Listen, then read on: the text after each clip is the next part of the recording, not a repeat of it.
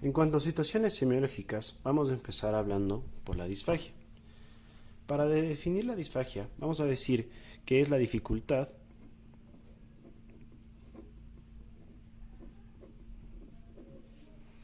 para deglutir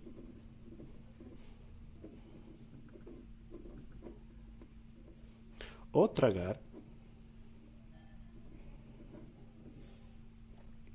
alimentos, ya sean sólidos o líquidos.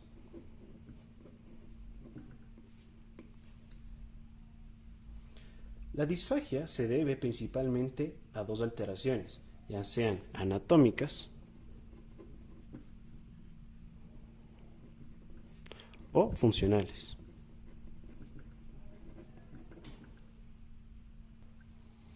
Hablemos del trayecto de la deglución.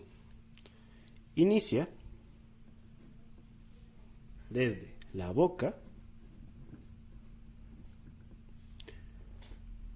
pasa por faringe,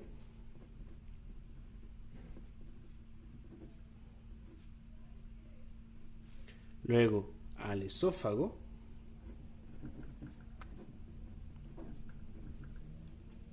y finalmente llega al estómago.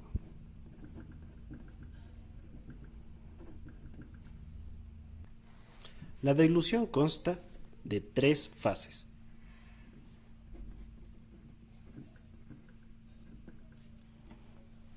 La primera fase es la fase oral, que es voluntaria. La segunda y tercera es la fase faríngea y esofágica.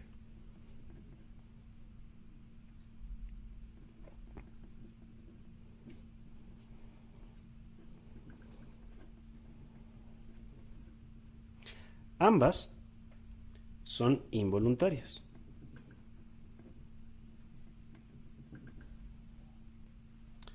Para concluir, vamos a dividir a la disfagia en dos. La disfagia orofaríngea,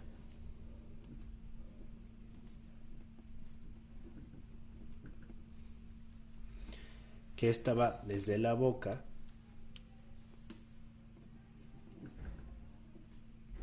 hasta el esfínter esofágico superior. Y la disfagia esofágica,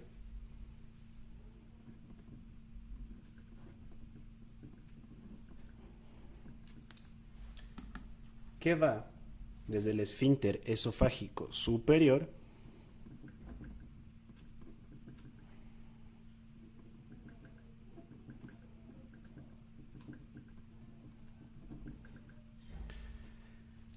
hasta el esfínter esofágico inferior.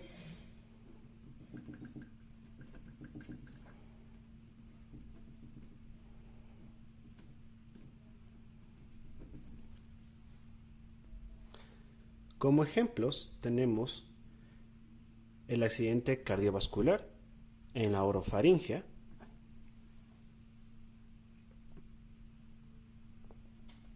y la acalasia en la esofágica. Los ejemplos más comunes. Observamos aquí en nuestro paciente el claro ejemplo de la disfagia. Como vemos cómo su mano está apoyada en su garganta en señal de que no puede deglutir. Continuaremos hablando de dispepsia, que viene del griego, que significa dis, mala, y pepsis, digestión, o sea, la mala digestión.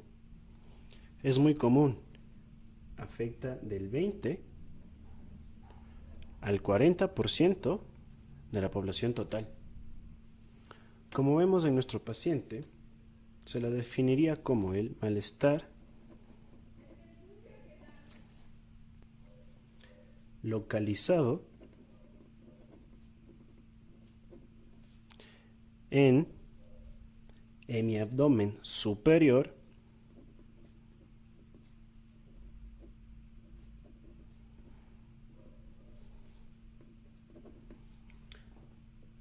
en la zona de epigastrio.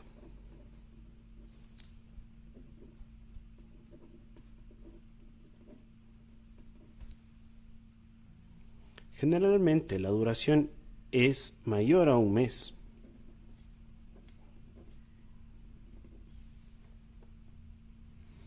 Y los síntomas aparecen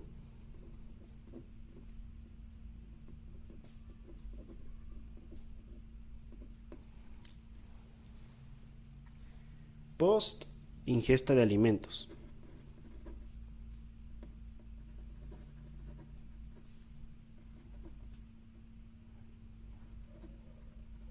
O sea, después de ingerir alimentos.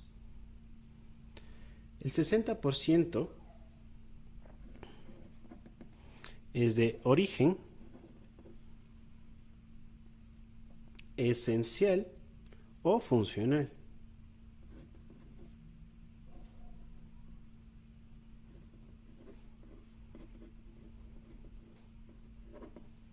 Mientras que el otro 40% es de origen orgánico. Los de origen esencial o funcional no tienen causa patológica o alteración estructural.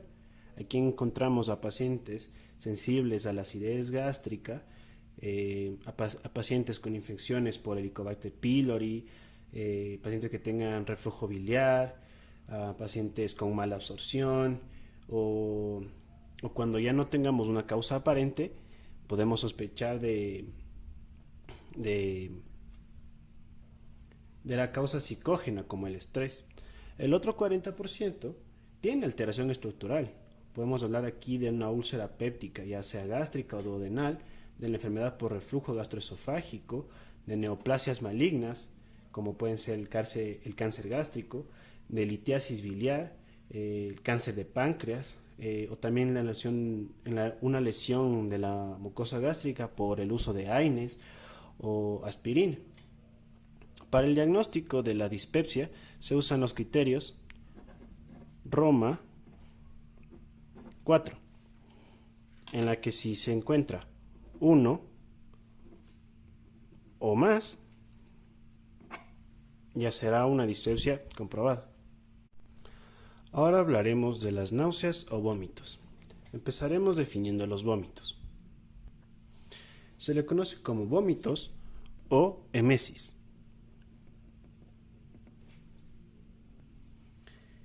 Es la expulsión oral violenta del contenido gástrico.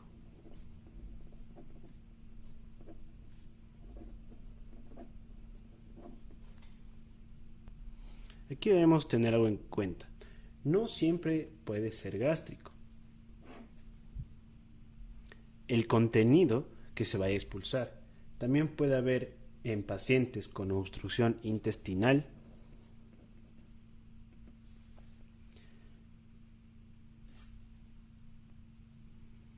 los vómitos con contenido fecaloideo.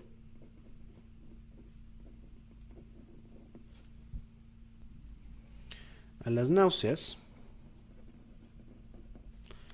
vamos a definirlas como el deseo inminente de vomitar.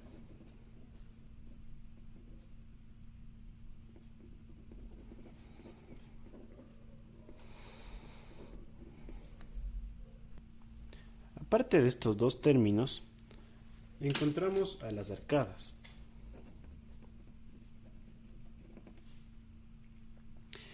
Estas arcadas son contracciones rítmicas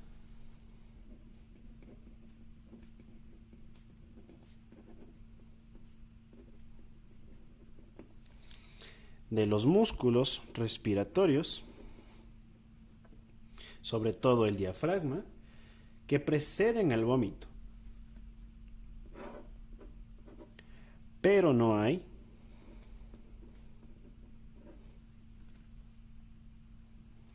descarga del contenido gástrico.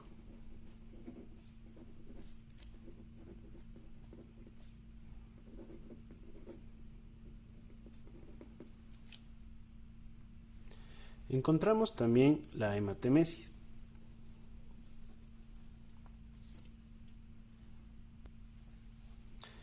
La hematemesis, como vemos aquí,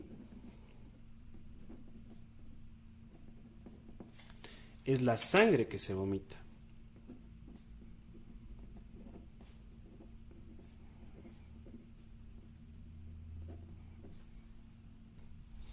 El sangrado es de origen digestivo, puede ser de esófago, estómago o duodeno. Siempre que sea proximal al ángulo de Treitz, pensamos en una hemorragia digestiva alta. A la hematemesis la debemos diferenciar con la hemoptisis.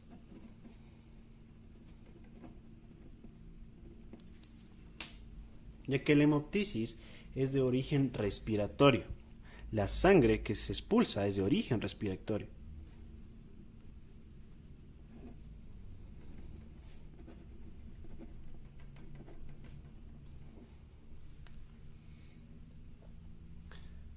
Esta sangre se tose.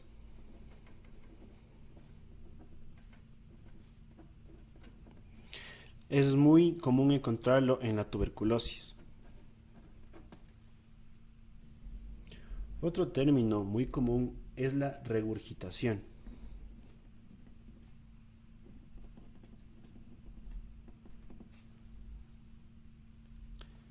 Se la define como el retorno del contenido gástrico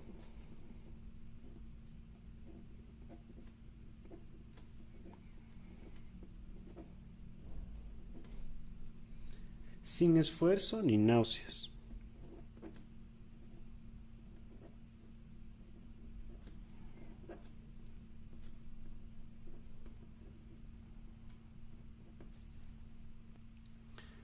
Vamos a diferenciar diferentes tipos de vómitos. Pueden ser alimentos sin digerir, alimentos parcialmente digeridos luego de horas de la ingesta. Puede haber sangre, como ya hablamos, en borra de café. ¿Qué es en borra de café? Por ejemplo, cuando tomamos café, lo que queda, esos puntitos negritos que quedan al final de la taza, cuando ya no los acabamos, eso es la borra de café. Lo podemos encontrar por daño mucoso gástrico, en úlceras o tumores. También hablamos de los vómitos fecaloideos por obstrucción intestinal que tienen contenido fecal, o también los que son en chorro o escopetazo,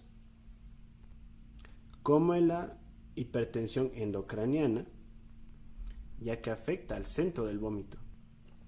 También encontramos vómitos según el tiempo. Pueden ser matutinos, como en el embarazo, varias horas de ingesta, como en el síndrome pilórico, y también los postprandiales, como en la bulimia. En cuanto a los síntomas asociados, podemos ver, por ejemplo, en la patología biliar el dolor, en la úlcera péptica el alivio del dolor. ¿Esto qué quiere decir? Que cuando vomitan el paciente con úlcera péptica se siente aliviado. También encontramos pérdida de peso como en un cáncer gástrico, un síndrome pilórico, sin pérdida de peso cuando hablamos de cuando hablamos de alteraciones psicológicas. También encontramos vértigos o zumbidos, cefalea, rigidez nucal, alteraciones de la conciencia cuando son patologías asociadas al sistema nervioso central. También encontramos fiebre, diarrea o mialgias, que es el dolor muscular. Ahora hablaremos de dolor abdominal, específicamente del abdomen agudo, que es una de las causas gastroenterológicas más comunes en la llegada o en la práctica clínica. Vamos a definirla como el conjunto de signos y síntomas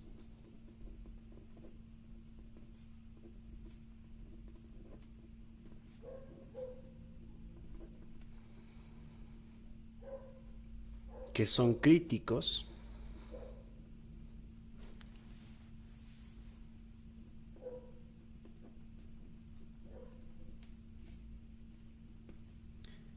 que cursan con problemas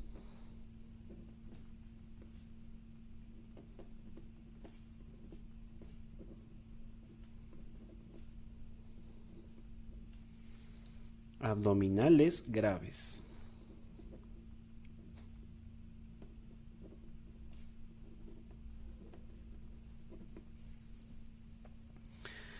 Y que necesitan el manejo médico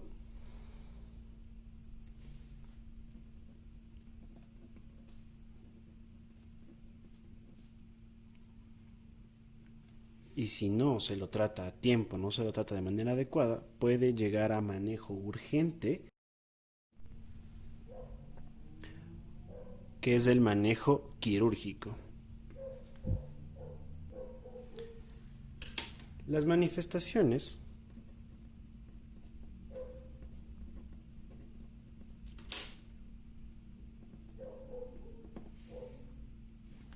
son el dolor abdominal,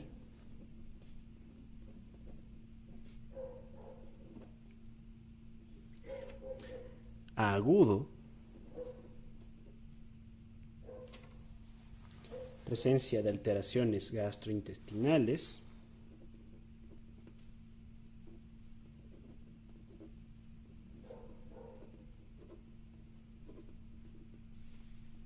y repercusión en el estado general del paciente, obvio.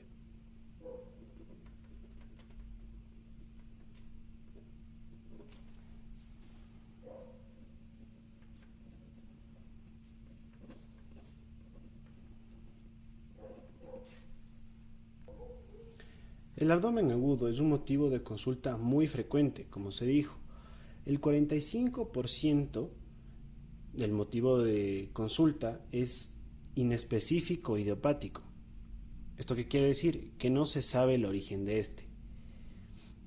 La apendicitis aguda, junto a la colecistitis aguda, ocupan el 25 y 10% respectivamente como la causa principal, el apendicitis, del abdomen agudo quirúrgico. Encontramos diferentes tipos de dolor, empezando por el visceral,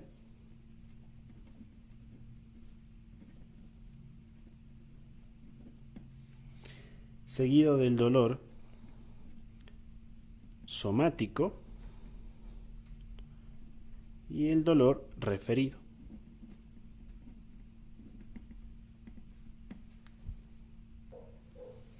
El dolor visceral es sordo, difuso. Esto quiere decir que es mal localizado, no se sabe exactamente en dónde está. Pero usualmente se ubica en la línea media abdominal.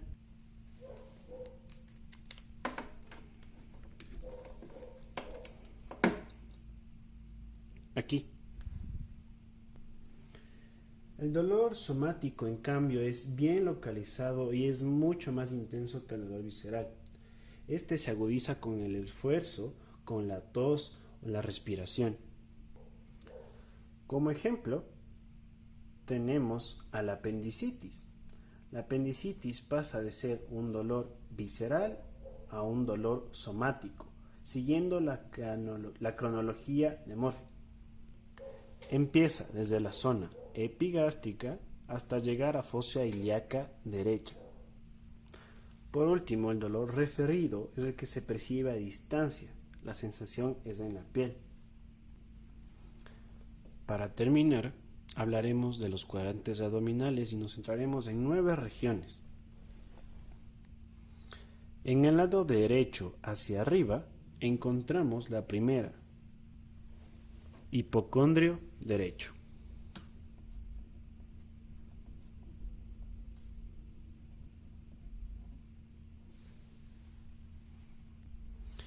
Y por el otro lado hacia arriba y de igual manera el hipocondrio izquierdo.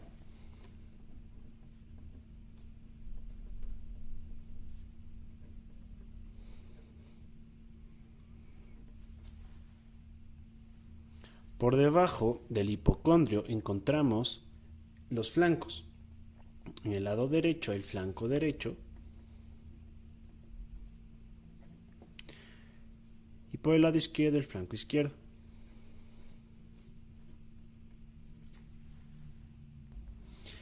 Ya en la parte inferior encontramos por el lado derecho la fosa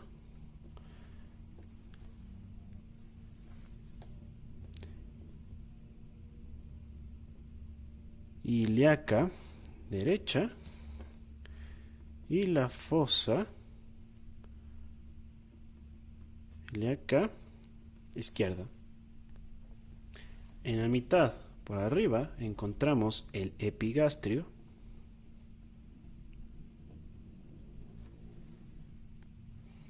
por debajo, en la mitad, el mesogastrio,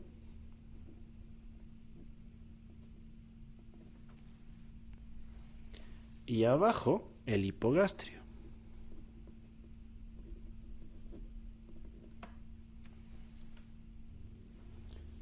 Se divide en estas líneas, la línea subcostal y la línea intertubercular.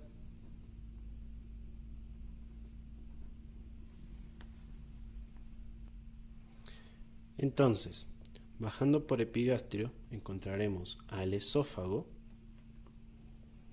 el cardias, el estómago,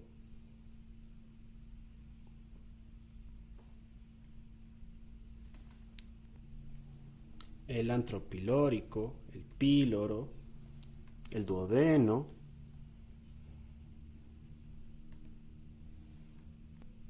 bajando ya a mesogastrio, encontramos luego el yeyuno,